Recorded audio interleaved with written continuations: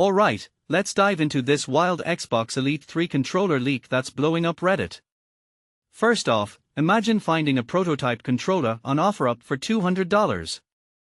That's like stumbling into a SpaceX rocket in someone's garage. The Redditor who posted these photos either got extremely lucky or accidentally bought Microsoft's worst nightmare. Either way, we're all winning because what they found might redefine what a gamepad can do. Now, the big reveal here isn't just the scroll wheels or the hair trigger paddles, those are cool, but expected. The real jaw-dropper. That tiny screen on the front. Look, I've seen a lot of controller gimmicks over the years, Skittles-colored faceplates, USB ports that double as snack holders, but a built-in screen. That's next level. Microsoft's been teasing cloud gaming integration for years, but putting a live status display on the controller itself. That's not just convenience, it's a statement. They are saying, your console isn't the centerpiece anymore. The controller is their hub. Let's unpack that screen for a second. The photos show it cycling through the xCloud logo and even a mysterious URL. In my opinion, this isn't just for show. This could be Microsoft's answer to the Steam Deck's ultra-customizable interface but in handheld form. Imagine switching between cloud servers, checking battery life, or even customizing profiles mid-game, all without taking your thumbs off the sticks. But here's the catch, if that URL is only accessible to Microsoft insiders, are we looking at a feature that might stay locked behind a paywall?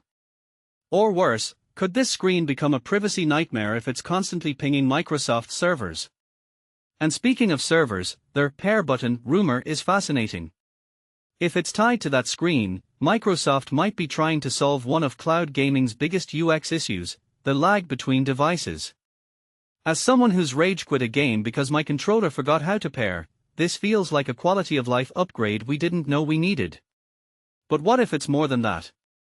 What if this button becomes a universal toggle for cross-platform play? Like, one press and you're switching from your Xbox to a PC to a phone. That's the kind of seamless ecosystem Apple wishes it could pull off. Now let's talk repairability, because that QR code in the battery compartment. That's Microsoft whispering sweet nothings to the right to repair movement. Putting a scannable guide and standard screws in a prototype. This isn't just fan service, it's damage control. They've been criticized for making unopenable devices since the Surface era. If the Elite 3 ships with actual repair access, it could be a turning point. But here's the cynic in me, prototypes are full of promises. How many of these repairable design choices survive mass production? Remember the Xbox One's toolless hard drive slot that turned into a $50 Microsoft repair line item? We'll believe it when we can buy the Torx screwdriver ourselves. And let's not forget this thing doesn't even work yet. Redditor's got a $200 paperweight blinking at them.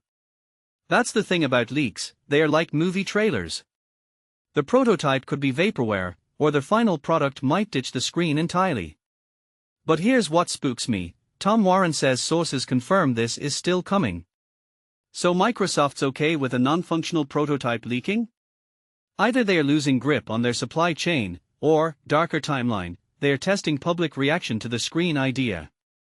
What if this Reddit post becomes the focus group that kills the feature? At the end of the day, this leak isn't just about a controller. It's about the future of gaming hardware. Microsoft's betting that the controller isn't just an input device anymore, it's the command center. But will players care about a tiny screen if it means a $200 price hike? Or are we looking at the next-gen equivalent of the DualShock 4's light bar? A cool trick that becomes a battery-draining gimmick. Personally, I'm torn. I want to love this screen, but I keep picturing myself squinting at it mid-fight to see if my cloud connection's stable. Maybe the real innovation here is just giving us more ways to overthink our tech choices. What do you think, screen genius or unnecessary distraction? Let's argue in the comments.